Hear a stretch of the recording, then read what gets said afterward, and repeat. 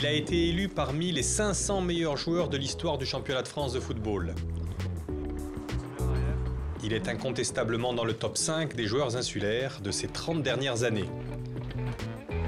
Mais ce que l'on retiendra aussi de Bruno Rodriguez, c'est ce qu'il s'apprête à raconter avec ou sans filtre.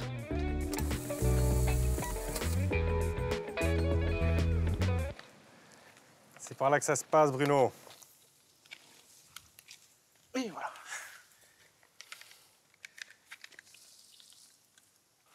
Bienvenue dans votre vie. Ah, je vois ça. Hein. On va la retracer, cette vie, à travers les photos vraiment marquantes. Vous connaissez le principe de l'émission. Et on va commencer là. Avec plaisir. Hein? Ouais. Je vois ma grand-mère, ma mère et ma tante. On va commencer avec votre grand-mère. Ouais. Marie, une femme extraordinaire. Extraordinaire. Ah ouais, extraordinaire. Une femme qui s'est battue pour tout le monde. Ouais.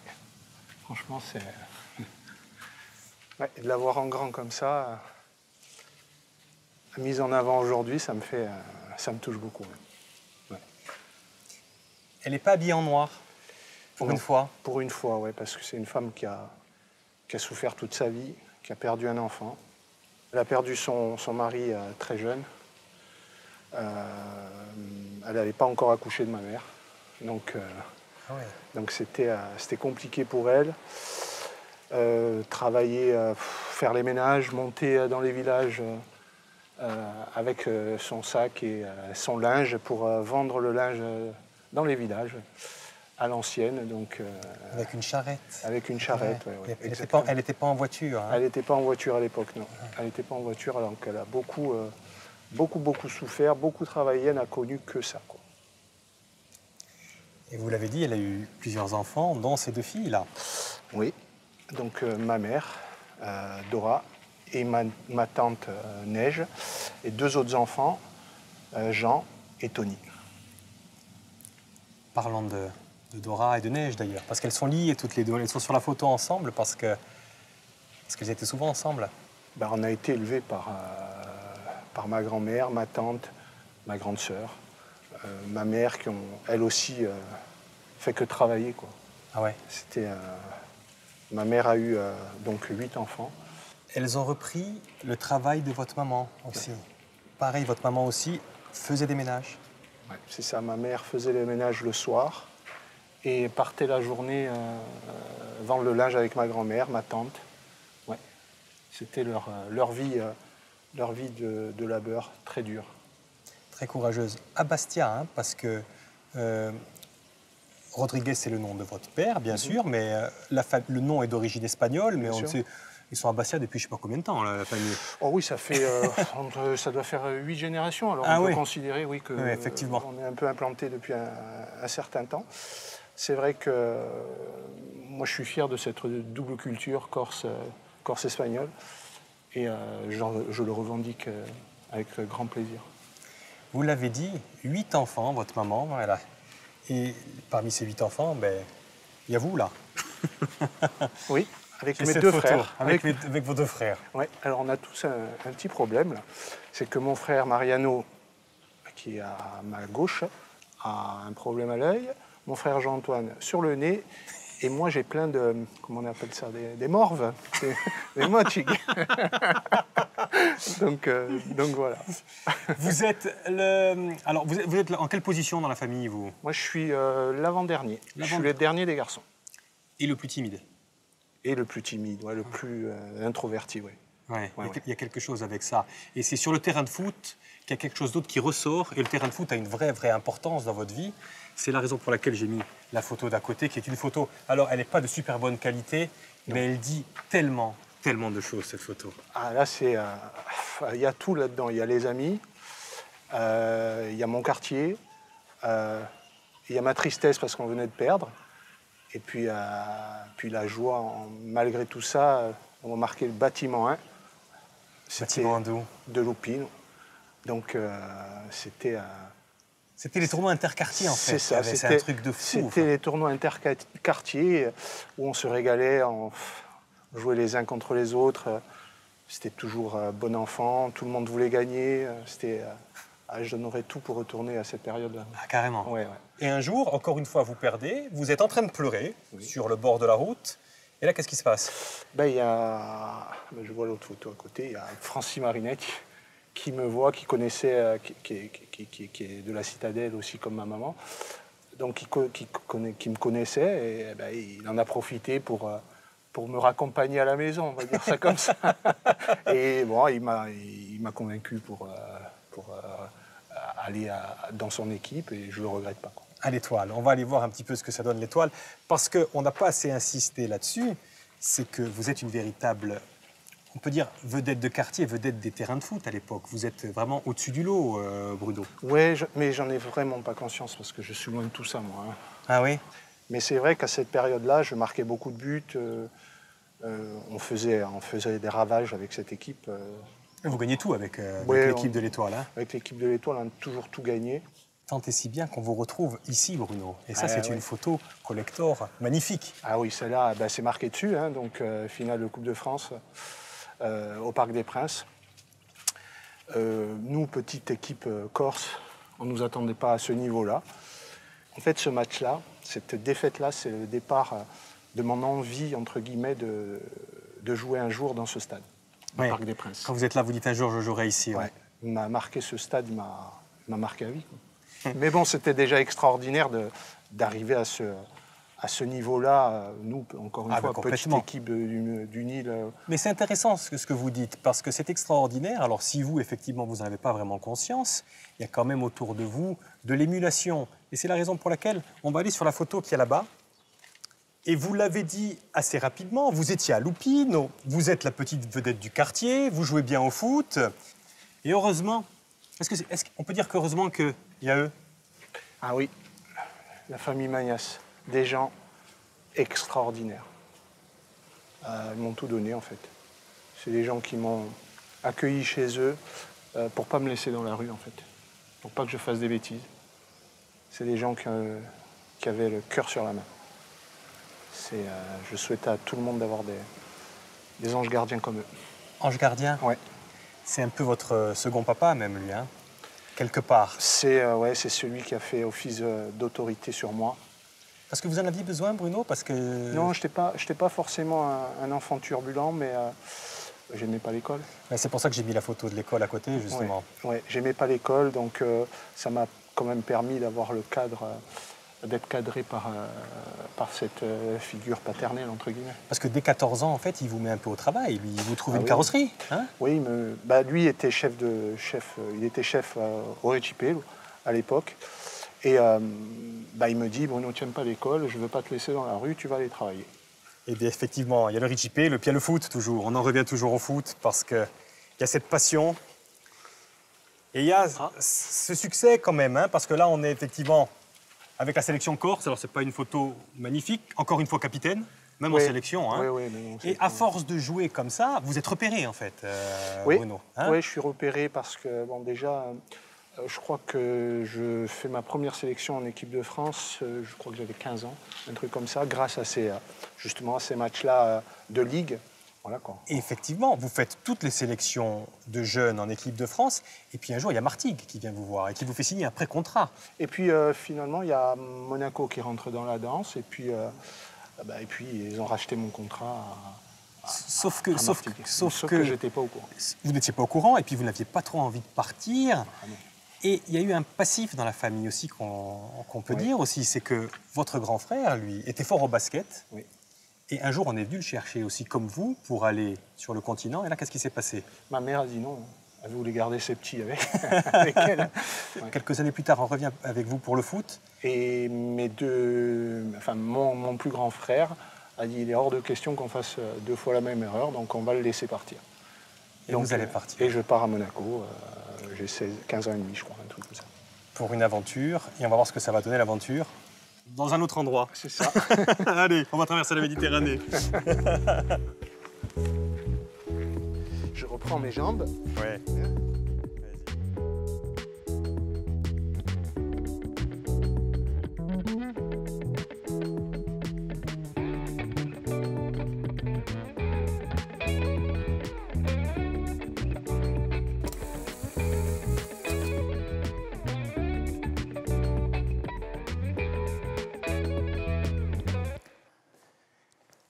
Prenez place, Bruno. Merci. On arrive à Monaco, et Monaco, c'est derrière moi. Oui, effectivement. Comment ça se passe, l'arrivée à Monaco? Mal. Mal, ouais. Mal. J'ai le mal du pays, je veux rentrer tous les jours, je pleure tous les jours, je fais les pires conneries pour me faire virer, mais ils ne me virent pas. Mais c'est pas un rêve d'aller signer comme ça à Monaco, enfin d'être dans un centre de formation? Non, c'était pas un rêve. Moi, le football, pour moi, c'était les copains, c'était pas forcément devenir professionnel. Hein. Moi, c'était un jeu à la base. Mais bon, j'ai persisté, donc... Non, mais c'est surtout quand vous rentrez à Bastia, là, il y a la famille Magnas qui resserre les boulons, qui vous fait toucher du doigt quelque chose. Qu'est-ce qui se passe? Il y a M. Magnas me prend par l'oreille, il me dit « tu retournes vite fait, et puis comme ça, tu vas être tranquille, tu vas travailler, tu vas commencer à bien bosser, et puis ça va le faire. » quoi, voilà. Et puis ça l'a fait. Et puis ça l'a fait, oui. Et le bonheur va revenir, et du coup, quand vous rentrez après pour le jour de l'an, vous vous laissez complètement aller. Hein. On a une photo qui témoigne un petit peu de l'époque. Alors vous n'êtes pas sur la première, vous êtes sur la deuxième, là. Oui, en plus, vous n'étiez pas habitué. On est à l'apocalypse, là. Hein. C'est ça. Ouais. C'est soir de 31, je rencontre ma femme, un soir de 31. Elle a 16 ans et demi, moi je venais d'avoir 18 ans, c'est le cas de le dire, de la chanson.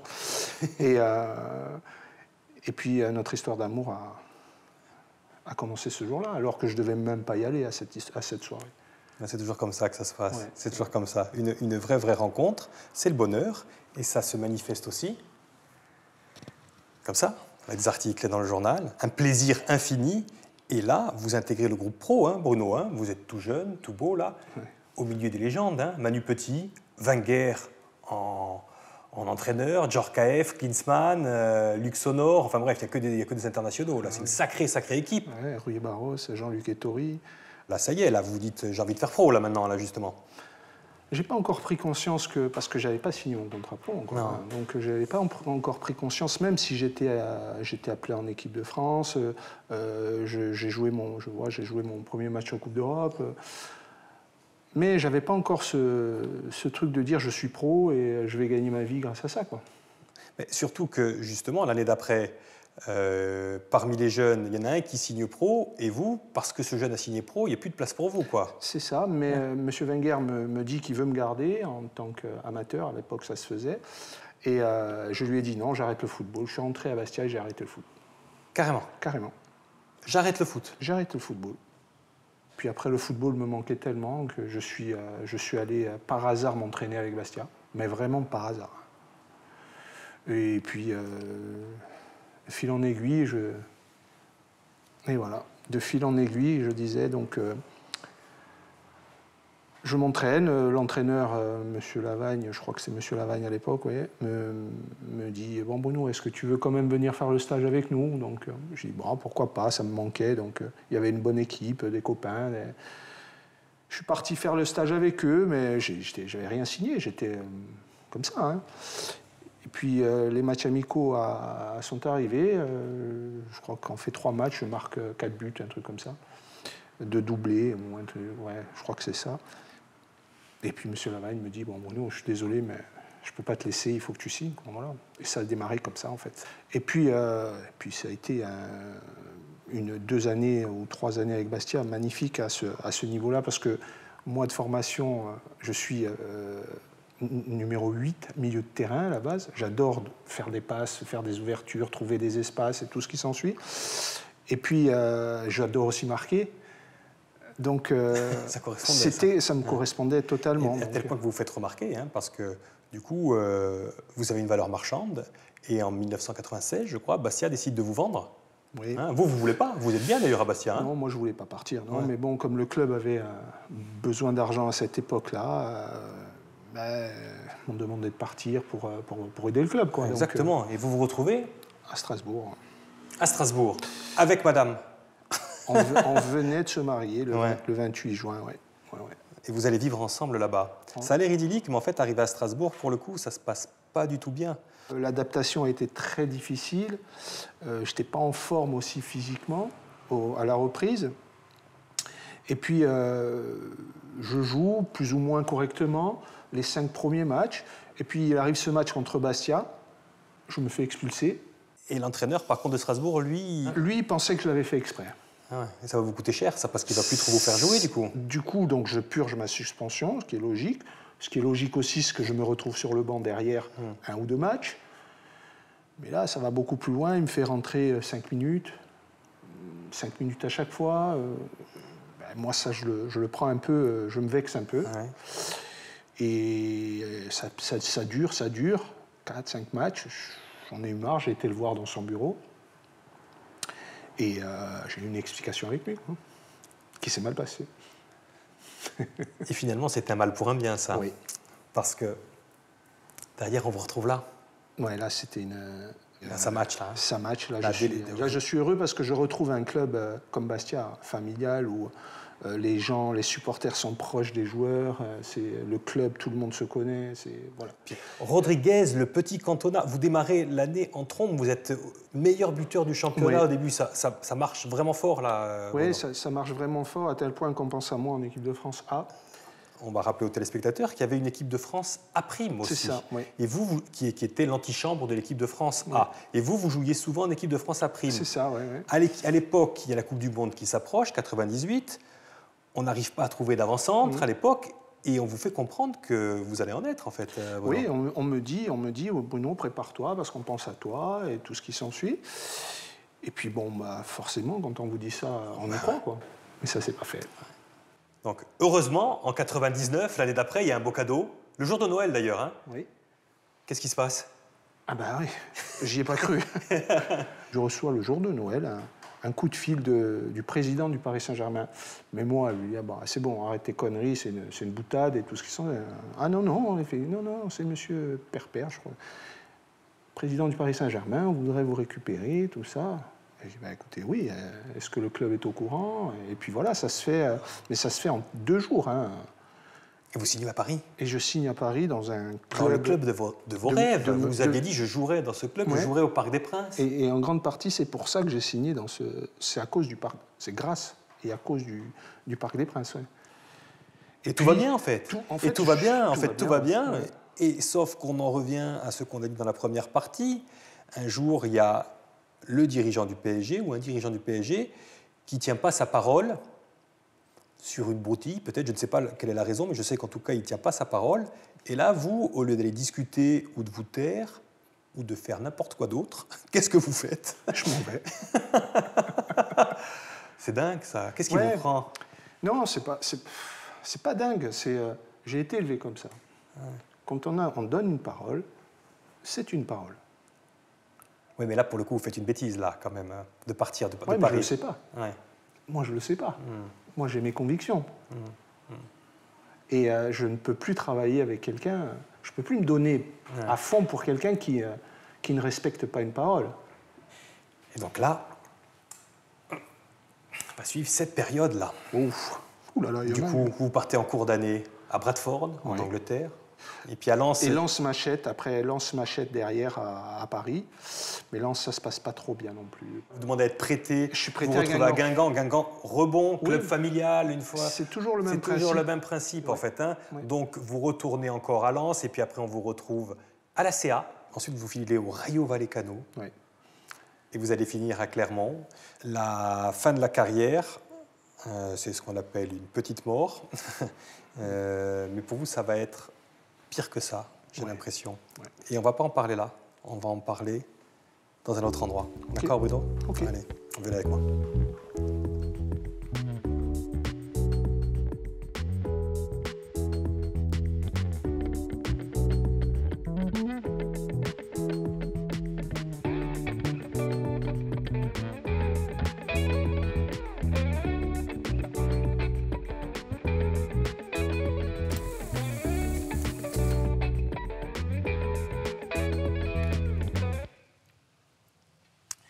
Alors Bruno, l'après-carrière, si on devait la résumer en une seule image. Ouais, dur, très dur. Dès que vous arrêtez, qu'est-ce qui se passe en fait? Dès la fin de ma carrière, j'ai eu 12 opérations. 12? 12 sur lycée sur 17 ans. Donc ça fait beaucoup. Là-dessus est venue se greffer une tumeur à la cheville. Donc ça a fait Ça fait beaucoup de dégâts, tout ce que le sport à outrance, sans prévention, mal contrôlé. Ça a fait beaucoup de dégâts chez moi. Et j'en ai payé le prix fort. Complètement. Mais là, ce qu'on ne voit pas sur cette photo, c'est ce que vous ressentez surtout. C'est la douleur. De la douleur permanente sur du lever au coucher, tout le temps, la nuit, tout le temps. Donc ça tape, ça joue sur le moral, ça tape sur le système, on est facilement irritable.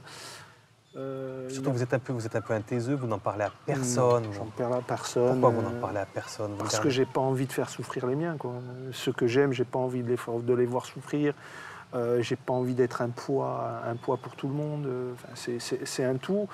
Alors, on parlait de petites morts après la carrière, mais c'est sûr, entre l'arrêt de la carrière et puis l'enchaînement de toutes ces opérations et cette vie, cet après-football très compliqué psychologiquement, je le souhaite pas à mon pire ennemi, quoi.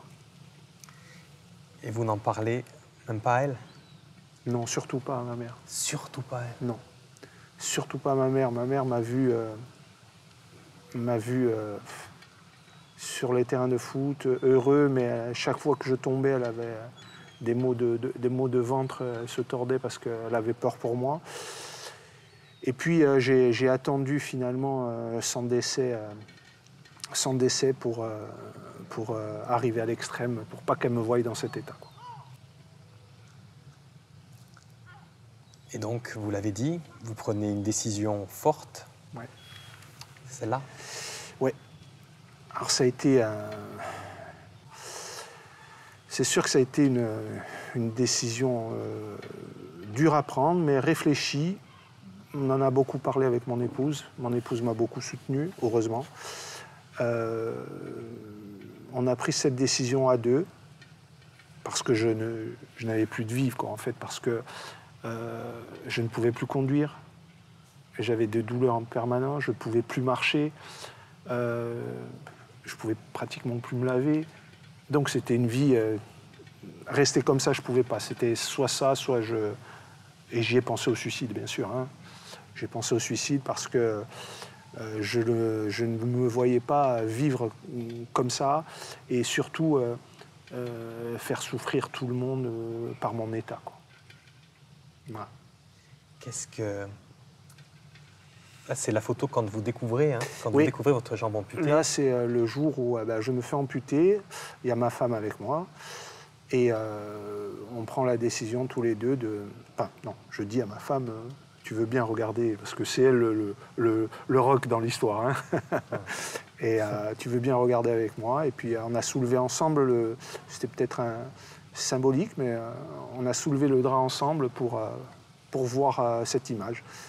Ça a été, et c'est encore un moment difficile parce que l'histoire n'est pas finie, hein, parce que ça fait que 16 mois que je me suis fait amputer. Mais j'ai fait ça pour être mieux, Vous avez moins mal maintenant? J'ai moins mal, j'ai toujours des douleurs fantômes, mais Ah ouais? moindres. C'est pas encore ça par rapport à la prothèse, donc il y a encore plusieurs années d'adaptation qu'il va falloir vivre. Et puis surtout, essayer de retrouver cette joie de vivre qui m'a toujours caractérisé, quoi. Parce qu'effectivement, là aussi, après l'opération, vous l'avez partagé avec votre femme, bien sûr, mais vous ne vous plaignez jamais. Là aussi, vous n'en parlez pas et vous allez faire une démarche peut-être un petit peu nouvelle, c'est que vous allez, on peut dire, consulter? Oui. Oui, parce que j'avais dans cette idée que les psys, c'était pour les malades, pour les fous, et puis moi, j'en avais pas besoin. En étant sportif de haut niveau, moi, je suis costaud, je peux m'en sortir seul. Alors que non, on peut pas. On a besoin de se faire aider. J'étais en train de creuser mon trou tout seul, quoi. Et puis j'ai pris, à un moment donné, j'ai vu que j'allais vraiment pas bien. Et puis j'ai pris cette décision, ma femme a même été surprise, de consulter un psychiatre qui m'a fait un bien fou, qui me suit encore, hein, parce que c'est pas fini l'histoire, hein, qui me suit encore. Psychologiquement, j'essaye d'avancer. C'est pas tous les jours rose, mais je suis, ça va. Je peux dire que j'essaye de remonter la pente petit à petit. Je crois que j'y arrive, avec l'aide de ma famille, des miens, des proches et de quelques amis. Et puis l'aide d'un projet aussi qui vous tient vraiment à cœur, c'est celui-ci aussi peut-être? Oui, ce projet, on l'a monté avec un ami que je me suis fait justement en centre de rééducation, lui aussi amputé. Alors AMH, ça veut dire amputé mais heureux. Donc on essaye de créer une association une fondation pour pouvoir aider les gens dans toutes les démarches administratives qui sont très très très compliquées. Quand on est amputé, on n'a pas que ça à penser. On a à penser à se soigner, à aller mieux. On n'a pas à penser quel papier il faut. Je pense qu'il faudrait simplifier beaucoup de choses. Et dans ma démarche, j'aimerais que les clubs professionnels puissent adhérer et sponsoriser tout ça. Parce que sans argent, on ne peut rien faire. Et puis se faire aider par un ancien pro qui vient prêcher la bonne parole, c'est un bon but de vie pour vous aussi, de toute façon. C'est indéniable. Et il y a aussi un message à transmettre aux futurs footballeurs, mais même à la société aussi. Et je l'ai matérialisé avec cette photo. Ouais. Là, vous avez été invité par le PSG il y a quelques mois, hein, pour venir donner le coup d'envoi du match PSG et ACA, justement. Oui. Et là, contrairement à aujourd'hui, vous n'avez pas de pantalon qui cache votre prothèse. Oui, ça a été totalement volontaire. Hein. C'était le bon endroit et le bon moment pour parler de tout ça, quoi. Le bon endroit, le bon moment, mais c'est une preuve de solidarité du foot qui est assez rare. Oui, hein, oui, ça vous pouvez le dire. On peut le dire, parce que finalement, et on terminera, parce que vous n'avez pas trop eu de soutien finalement. Hein, non, pas du tout. Ouais, pas du tout. Ouais. Et finalement, la dernière image de notre émission, ce sera celle-ci. Voilà. Ma famille. Parce que, voilà, c'est eux qui vous ont soutenu, en fait. Votre femme, qui est là depuis toujours. Ma femme, c'est vous en parlez. Oui. Ouais, ma femme, c'est mon rock, c'est mon soutien, c'est tout. C'est tout. Bon, il manque ma fille quand même. Il manque votre fille, ouais. Mais je n'avais pas la photo, en tout cas. Et après, vous avez tous mes frères et sœurs, qui est une photo magnifique. Et je pense que ma mère aurait été contente de voir cette photo. Ouais. Ça sera le mot de la fin, Bruno. Ça sera le mot de la fin. Et en tout cas, c'est le début d'une nouvelle vie pour vous. Ça, c'est sûr. Allez, il y a un geste. Il y a un geste pour finir. C'est le selfie. Allez. Hop là. On va y arriver. Voilà. Un beau sourire. Voilà. Ça a été un véritable plaisir. Merci. Une vraie découverte. Merci à vous. Ouais, on se retrouve une prochaine fois, mais beaucoup de succès dans votre nouvelle vie. C'est gentil. Hein, je vous laisse avec vos béquilles. Quand même, bientôt, vous ne les aurez plus jamais d'ailleurs, hein, je crois, les béquilles. Hein. Non. Encore un petit peu de rééducation. Encore un peu. Puis la prothèse, pour qu'une nouvelle prothèse soit bien adaptée au terrain, au tout-terrain, on va dire ça. Comme ça. Ciao, merci. Bruno. Ciao.